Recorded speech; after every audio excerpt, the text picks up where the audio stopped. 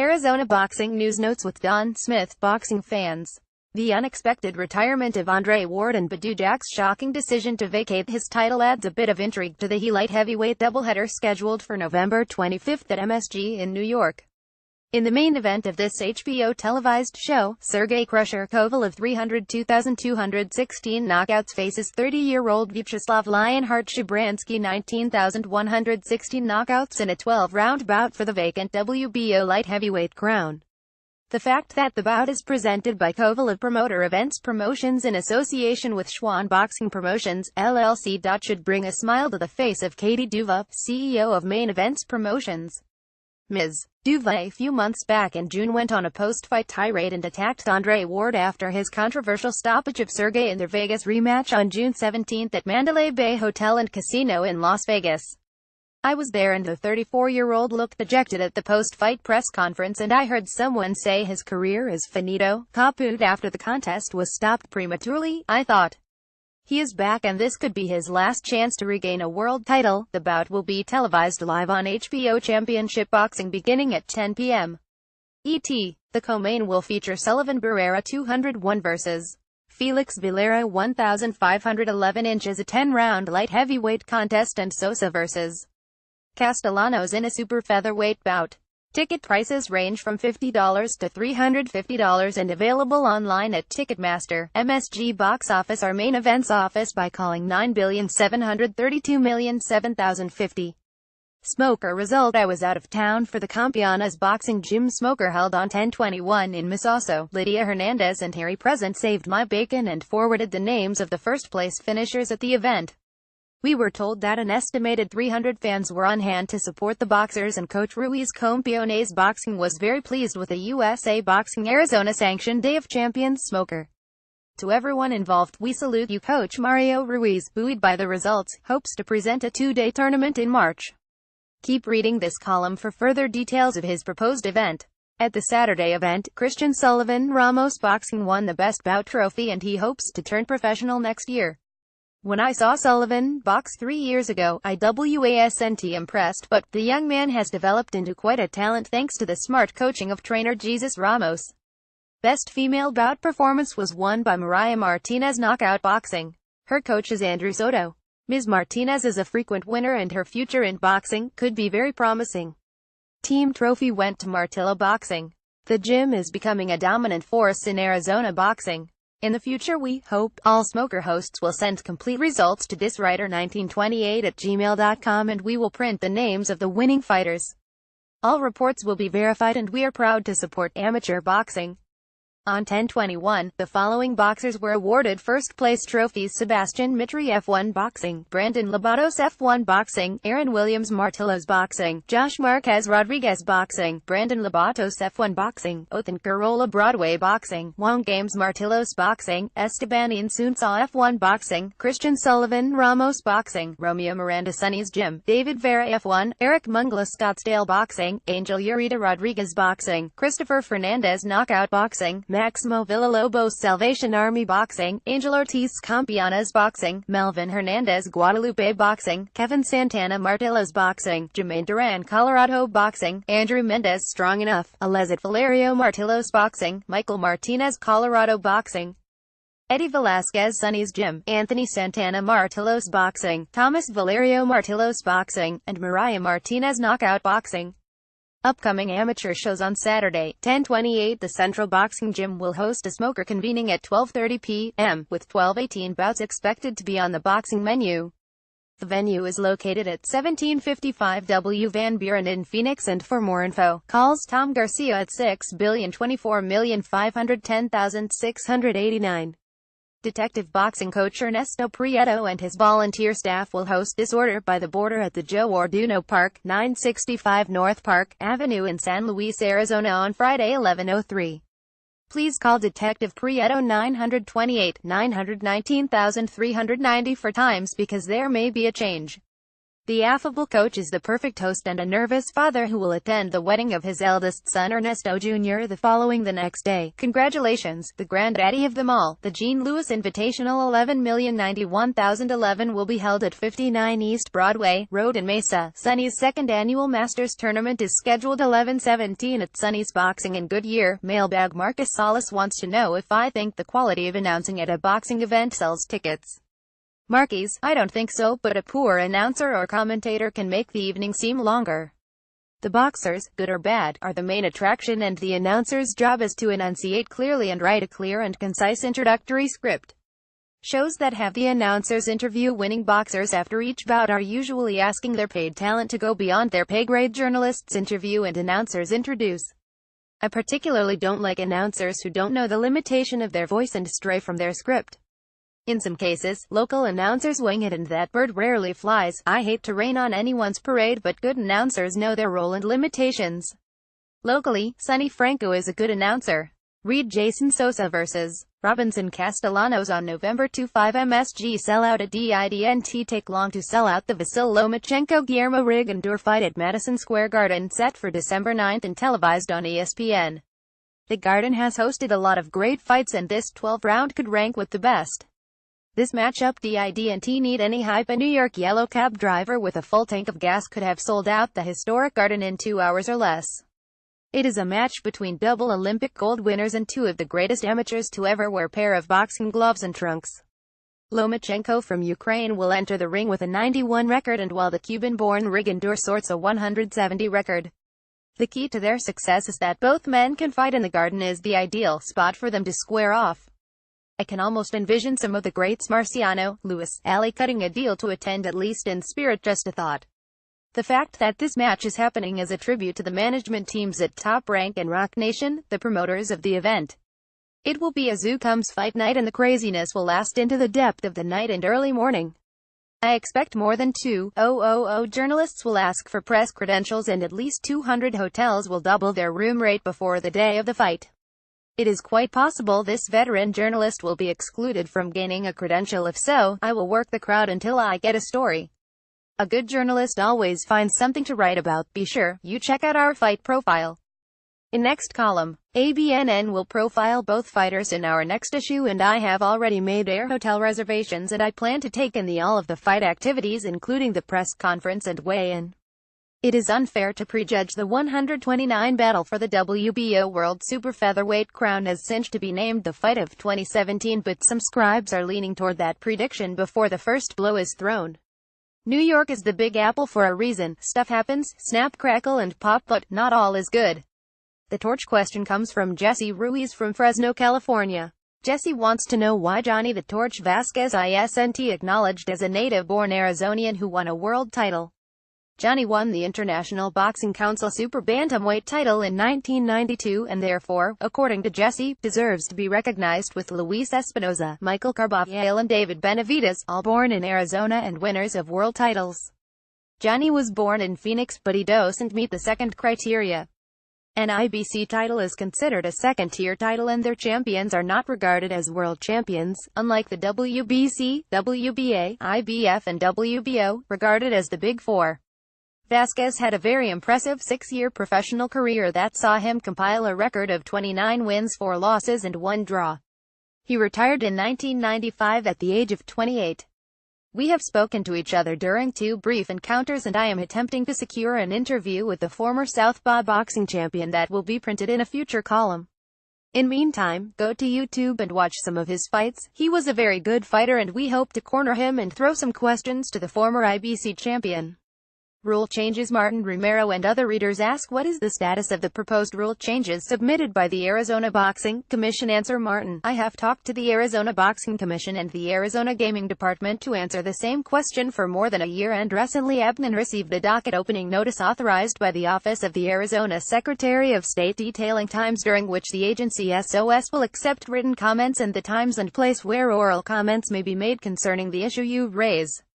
The draft rules, as they are termed, are expected to be posted on the Arizona Boxing webpage http://boxinganma.az.gov as early as Friday afternoon, 11,272,017.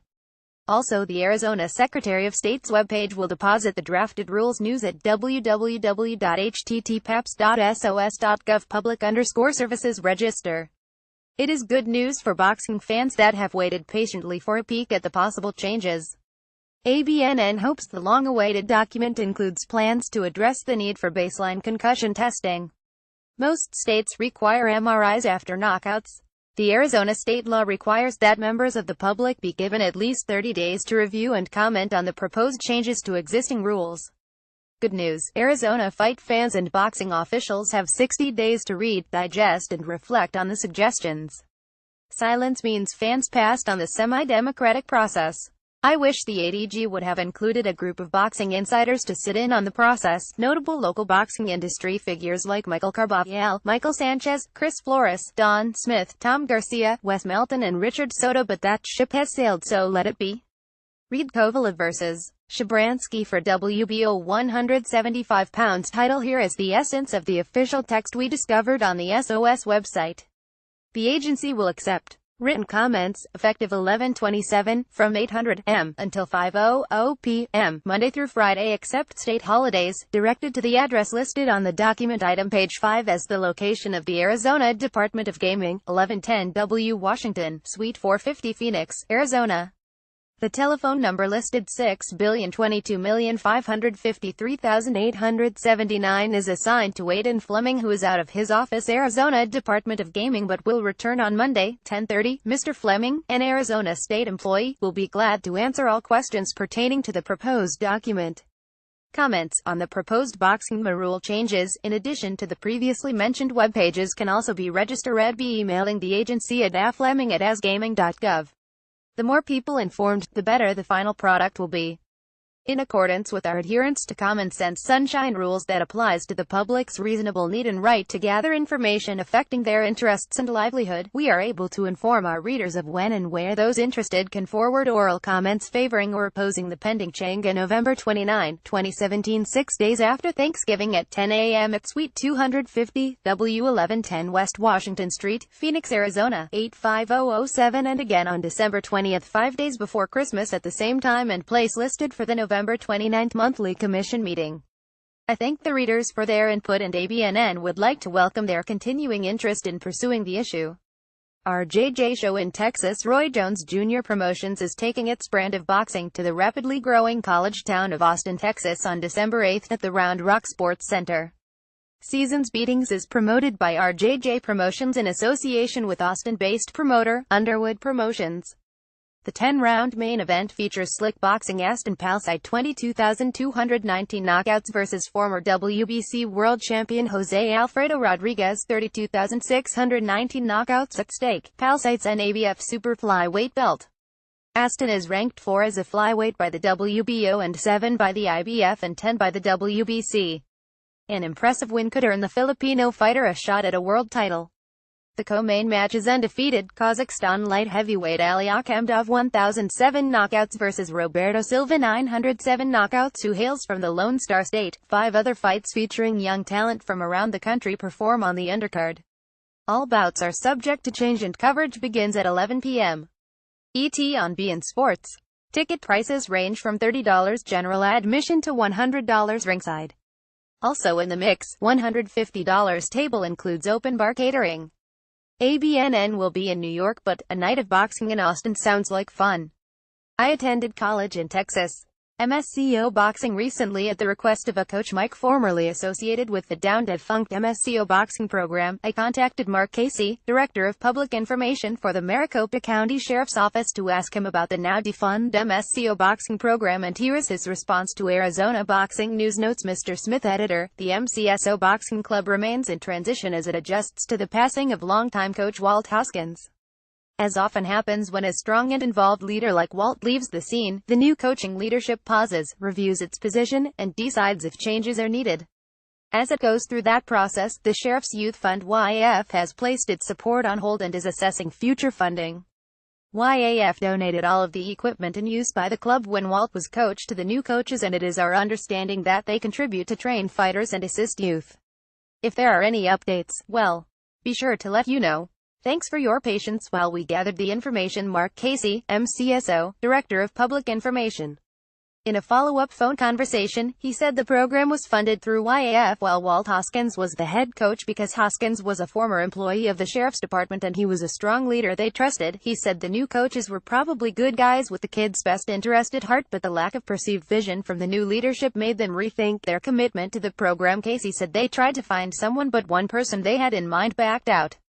In a word, it is time for business owners to step up and save a program that keeps kids off the streets and teaches discipline.